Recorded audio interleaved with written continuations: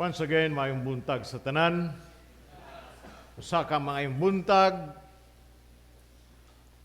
Kay uban na tintal nga dili makasimba at tungod sa ulan.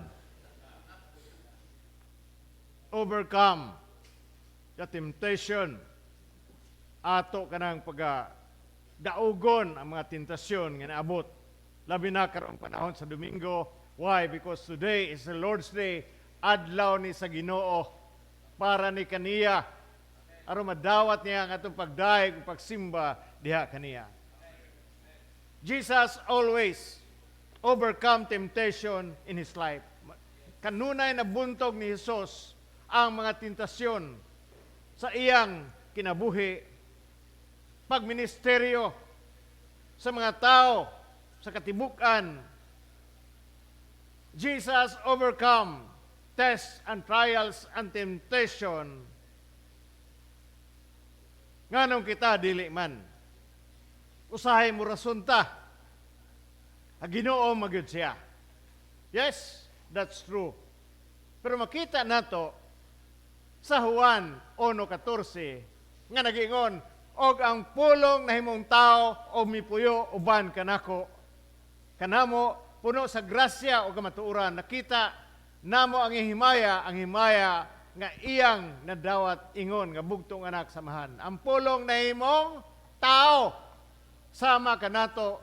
God understand our situation. Nasabtan kay si Ginoo ang atong tagsa-tagsa ka sitwasyon. Kay mismo siya nahimo siya nga tao. Unya maingon ta usahay. Tao ra man gyud ta. But the scriptures nagahisgot ni nga usa siya ka tao.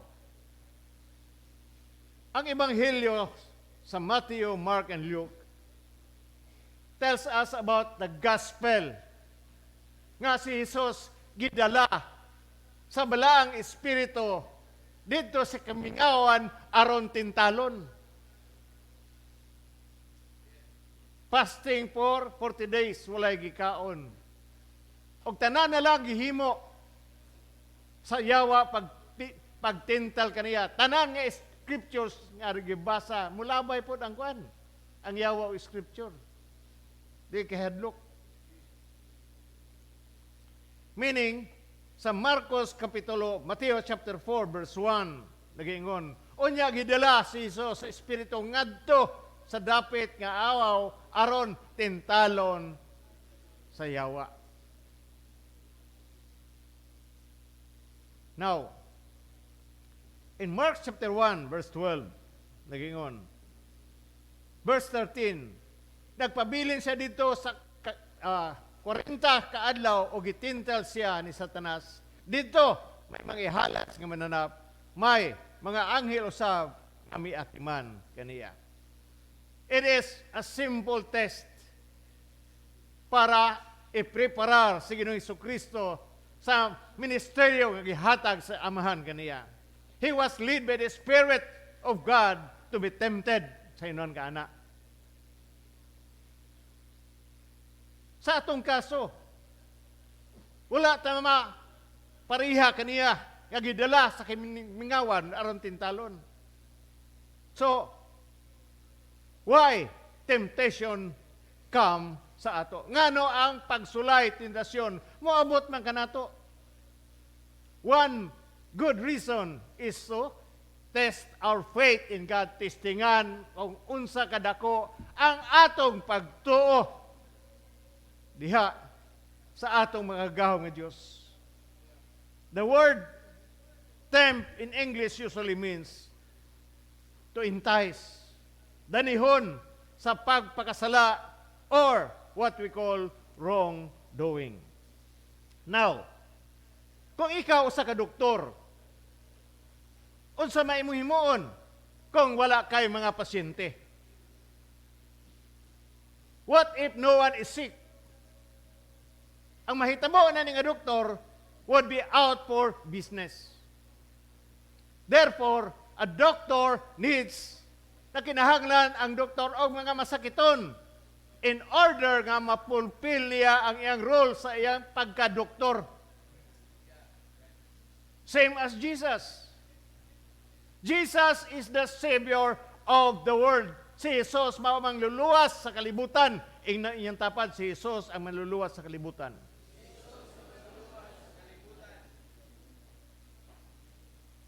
Kung walay makasasala, then, unsaon man niya? Then, Jesus' death would be in vain. Walay kapuslanan. And His mercy, ang iyang kaluoy, would not be necessary. That Jesus is the Savior of the world and Jesus needs sinner. Nagkinahanglan ang Ginoo makasasala aming mataana. Tananta nakasala according to Romans chapter 3 verse 23.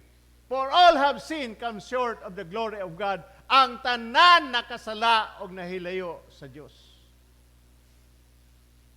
Jesus is the Savior of the world and Jesus needs sinners. Jesus needs those who turn away from Him, violated His divine law.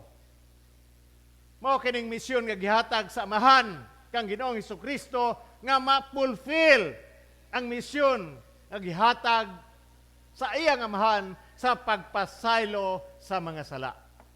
Agod niya ata karong Domingo dire kay puro taon sa masakiton. Nagkinahanglan ta og manluluwas. Na atay mga sakit, klase-klase ang atong mga sakit. Dili gud ta makaingon nga wala ko'y sala. Kung niingon ka nga wala ko'y sala, meaning bakakon ka. Now, padayon ta. In our case, gihatag ang tentasyon para matistingan ang atong pagtuo diha sa atong mga gahom Diyos. How to? We have to answer 4 questions. Kanunay na ako gibalik sa akong pagtudlo. Ngano man ang tentasyon mo abot ka nato? Why do trials come? Trials come in James chapter 1 verse 3 nagiingon, kay nasayod kamo nga ang inyong pagtuo gisulayan lamang aron mahimong malahutayon. Gangmay nga ulan, di ta kasimba. That is what we call test. Nagitistingan ta diha sa atong pagtuo. O kusab, niabot ang tentasyon sa atong kinibuhi. Why? To steal the Word of God. Nga makuha ang pulong sa Ginoo, ang atong pagsalig kaniya. Kung ang pulong sa Ginoo natanom sa mga ayo nga kasing-kasing, magpabilin gini hangtod sa kahangturan. Dili ni matawag na to nga mubarog. Why trial comes? In John chapter 10 verse 10, apan ang kawatan mo ani aron lamang papangawat, pagpatay o paglaglag, mianhi ako sa Isus mingon aron makabaton kamo sa kinabuhing madagayaon. Amin mataana. Gusto ba nato kinabuhing madagayaon? Then we have to serve God. Kinsa may nagdala sa tentasyon nga akong gibasa ganiya sa John 10:10, it is Satan. Ang iyawa si Satanas, the thief, not God, dili ang Ginoo. Kay ang James chapter 1 verse 13 nagaingon, ang tentasyon dili sa Ginoo. Kung basahon nato Santiago 1 verse 14, apan moabot ang tentasyon kung ang tao hayloon og danihon sa dautan niyang tinguha. Kanang tinguha nato nga dili in line sa pulong sa Ginoo, delikado na. Delikado. Our own lust kung unsa ang atong gusto. Unya ang iyang daotang tinguha, verse 15, manamkon og manganak og sala og inigkahingkod na sa sala magdala kinig kamatayon. Not God. Maingon mo tang gitistingan sa Ginoo. Tistingan ta, no. It's not God. sa atong tagsa-tagsa ka sitwasyon natin mga problema. Why? Because of our own lust. Sa ato ning gitawag nga kagustuhan. Now, sometimes God allows temptation. Tistingan sa Ginoo, i-allow niya ang mga tentasyon sa atong kinabuhi. Like Job, ipanghinambog pa ni sa Ginoo si Job nga maayong tao buutan tanan. Unya niingon ang yawa. Magpabilin ka hang matinudanon si Job kanimo. Siya nga gitistingan pero ayaw patya. God allows sometimes. Now, during temptation, unsaon nato pag-handle sa gitawag nato nga tentasyon? How to handle when there is temptation? Moabot man gyud ang tentasyon sa atong buhi. Walay maing laki ana, imin bata ana. We succumb to temptation. Why man laki ana? Ug usahay mo yung tanga very strong ko ana nga area dito kay hinon targeton.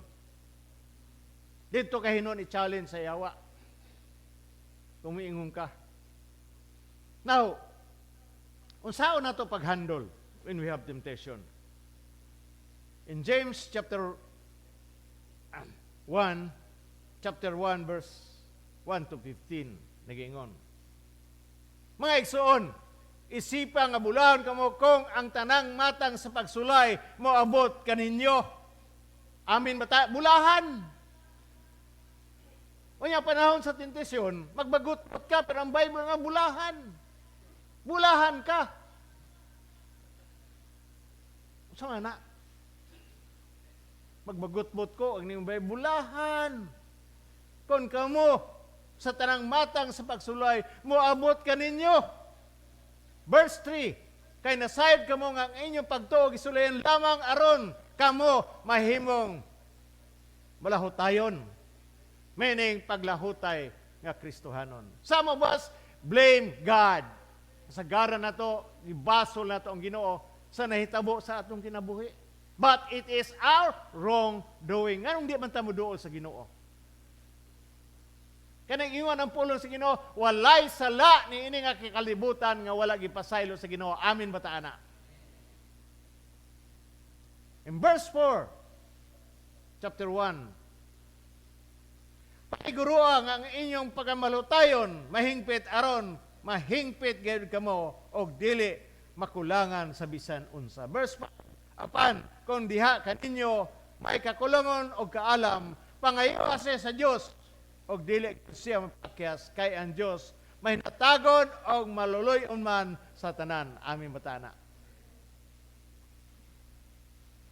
Temptation. Naitintasyon nga moabot ka na to, this is the time to prove God that whatever circumstances, problema nga moabot sa atong kinabuhi, our reaction, or what our reaction. Nang kinahanglan taog pasensya, amin bata ana. Panahon nga naay tentasyon na kinahanglan taog pasensya, meaning dili ta magpagutbot. Ing na yung tapad, kinahanglan nimo og pasensya.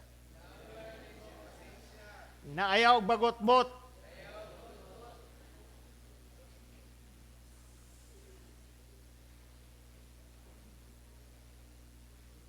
Patience is needed.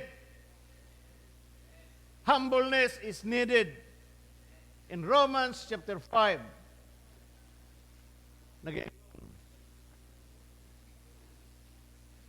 nagmalipayon usab kita, verse 3. Diha sa atong mga pag-antos, kay nasayod man kita, nga ang mga pag-antos, makahimo kanatong mahalutayon. Amin bata na, paglahutay. Ing na inyong tapad, paglahutay.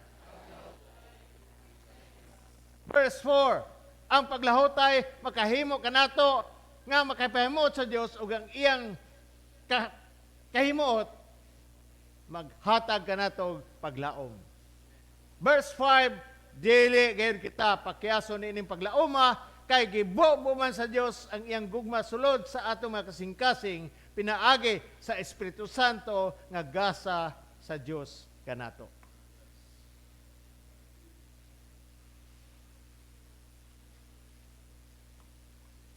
When we are tempted,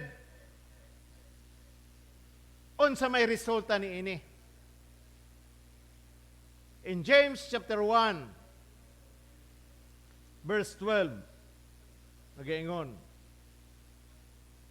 mula ng tao nga maburog taliwala sa mga pagtintal kay ang iyang pagdaog, makadawat siya sa kinabuhi, ang ganting nga kisaad sa Dios alang di adtong nahigugma kaniya. Bulahan ang tao nga maburog taliwala sa mga pagtintal. In the midst of temptation, you are blessed if you stand in faith in God. Bulahan ka. Bulahan. You are blessed in the midst of temptation. Verse 13, kung ang usa ka tawo tintalon, dili siya angay mingon, kining tentasyon gikan sa Dios. Dili siya mo ingon. Agi sulayan lang ko sa Ginoo. Basig di ka pakano og 40 days. Dalong ka dito sa kamingawan, ngayon mong gi-istorya yawa sa una nimo. Kung ang usa ka tawo tintalon, dili siya angay nga moingon kining tentasyon gikan sa Dios. Kay ang Dios dili man matintal sa pagbuhat og dautan og dili usab siya motintal kang bisan kinsa. Apan moabot ang tentasyon kon ang tao hayloon og danihon sa dautan niyang tinguha. We have our will na atay mga ambisyon nga wala makasubay sa kabubuton sa Dios kanato. Victory if we persevere receiving the promise of God. Natay kakulangon sa atong pamilya. Unsa may giingon sa Philippians 4:19, ang Ginoo magsangkap sa tanan natong gikinahanglan. Amin mataana. Wala kay makita nga pagkaon diha sa limong lamisa. Unsa may imong ingon, Lord, salamat nga ikaw magsangkap sa akong paginahanglan. Salamat Lord sa pagkaon miski wa diha. Kaya na ninyo? Murag lisod man na. That's faith. That's faith. During my ministry, young, batanon pa ko gamay. Karon tigols na. Sunod bulan, sunod simana, si tinta na. But I thank and praise God. Nawala ko yung maintenance o whatever. Nabikil lang niya akong mata. Kaya ang gioperahan ko og cataract, giilisan og lens, ibutang og lens.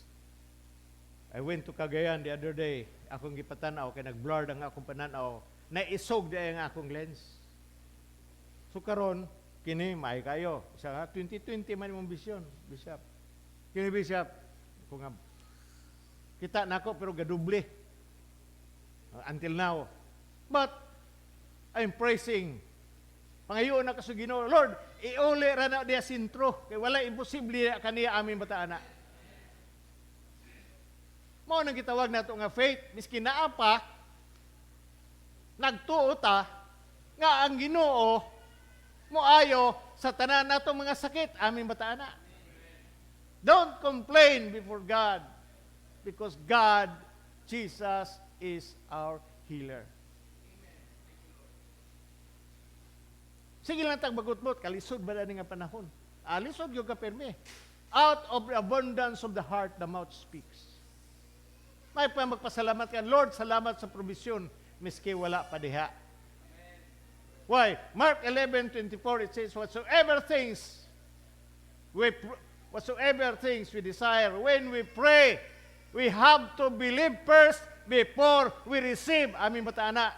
Atong tuhuan nga ato nang nadawat, bisag wala pa physically, that means faith. Wala ta ana. Gitudluan ta ni nga kalibutan nga kita pobre, di ta mo asinso. Di ka mo asinso kung tapulan ka.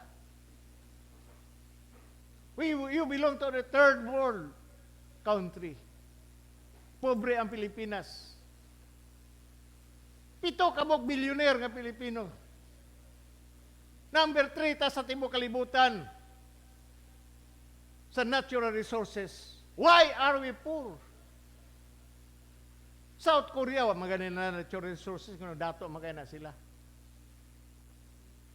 Something wrong with the heart of the Filipino.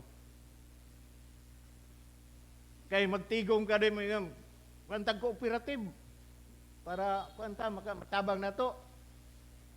Kung sa manang ubang tao, pila may atong mautang. Di na magbayad. Maayo ng cooperative. Why? Because sa Europe, para na nila maikay. Why? Because they are very honest people. Ang Pilipino, kung wala'y cooperative, magkumplot galing ang presidente o treasurer, impas na. Wa ka na'y makita. Trials come in our lives. Kung mag-persevere ta, we will grow in faith. God's Word and Spirit sustain those who seek God's will. 1 Corinthians chapter 10 verse 13 nagingon, ang tanang tentasyon nga naagian kaninyo naagian usab sa kadaghanan, kay ang Dios mutuman gayud sa iyang saad og dili siya mutugot nga tintalon kamo labaw sa inyong madaog. God will not allow temptation nga dili nimo kaya. Amin ba ta, ana? Agod mo yung suicide na gina kayo. Pagsa tarong di ating kinsa may imong tuhuan. Lain og ang pulong sa Ginoo. Look at the word. Kay ang Dios mutuman gayud sa iyang saad nga og dili siya mutugot nga tintalon kamo labaw sa inyong madaog. Sa panahon nga tintalon kamo, maghatag siya kaninyong kusog. Amin mataana. He will give us strength during the time of temptation. Kung natintal man ta, kung saan itong buhaton mo, dagan ta, no. Go back to God and ask God's forgiveness. Lord, nasayop ko. Be humble before God. Na ubang tao makasala galing, wa na hinoon, kalimtan na ang Ginoo. Time for us to come at the throne of God to obtain mercy in time of need.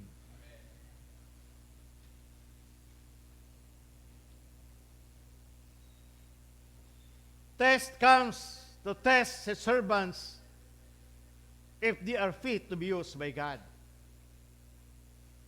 If we give in into temptation, the Word of God says, repent and believe the gospel. Amin matana. Nakinahanglan ta og doktor. Sa ako nang giingong ganiha. Na ay doktor, kung may pasyente, wa say nada. Kung sa may iyang mahimo. Si Jesus niabot sa kalibutan para sa tanan nga nakasala. He gives us grace to renounce the kingdom of darkness. Kingdom of darkness means na role kini sa gitawag nato nga pride. Mga tao karon miski way kanon tag-as kay mga fried chicken. Tabangan nimo dili gusto kay pauwa pag yun. Nga paglakaw sa nagtabang may paggidawat nako. Awan na. Tagsara ng chances nga moabot. He gives us grace to renounce the kingdom of darkness ruled by pride, sin, and Satan. The father of lies in John chapter 8 verse 44 nagingon, mga anak kamo sa inyong amahan nga mao ang yawa, og buot kamo musunod sa mga tinguha sa inyong amahan. Mamumuno siya sukad pa sa sinugdan. Wala gyud siya mudapig sa kamatuoran kay wala man kaniya ang kamatuoran. Kung mamakak siya, natural lamang kaniya kay bakakon man siya og amahan sa tanang bakak. Colossus 3:9 unsa? Usahay lang.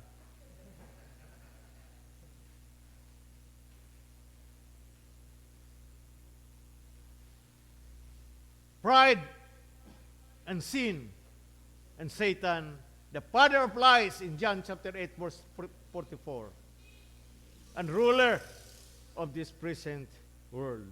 In John chapter 12 verse 31, nagingon, karon mao ang panahon nga hukman ang kalibutan aron palagputon ang nagmando ni ining kalibutana.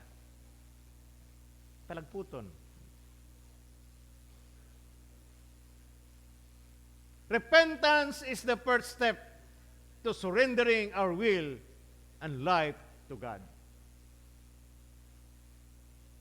To change our way of thinking and attitude, disposition, and the way to choose to live my life. To believe Jesus at His Word and recognize that God loves us so much. Gigugma ta sa Dios.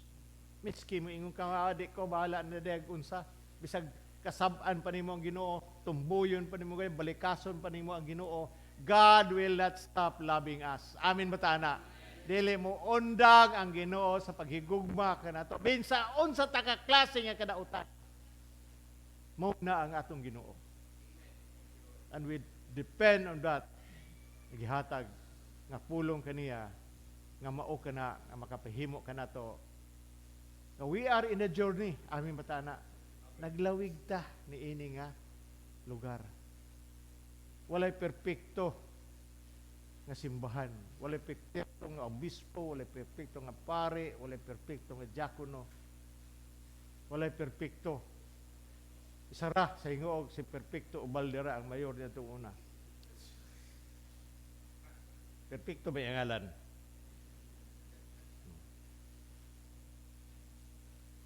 It's time for us. Usahay, we succumb to temptation. Galunang ta sa, kuan nga, usaon ako, nahitabo na ako ni kang Ginoo, gihatagan ko niyang sakit. Gihatagaan ko niyang kalisod. Remember what I said? Ang Ginoo, dili mo tintal ka nato. Katagaan ta og mga sakit, kalisod, because of our what we call our wrongdoing before God. Kung sabay kong buhaton bisa, repent before God. Paghinulsol, pagbasol, kinahanglan nato na karong panahon ini nga korisma. Amin ba ta ana? Mao kini ang ebanghelyo, gihangyo ang tanan sa pagpanindog.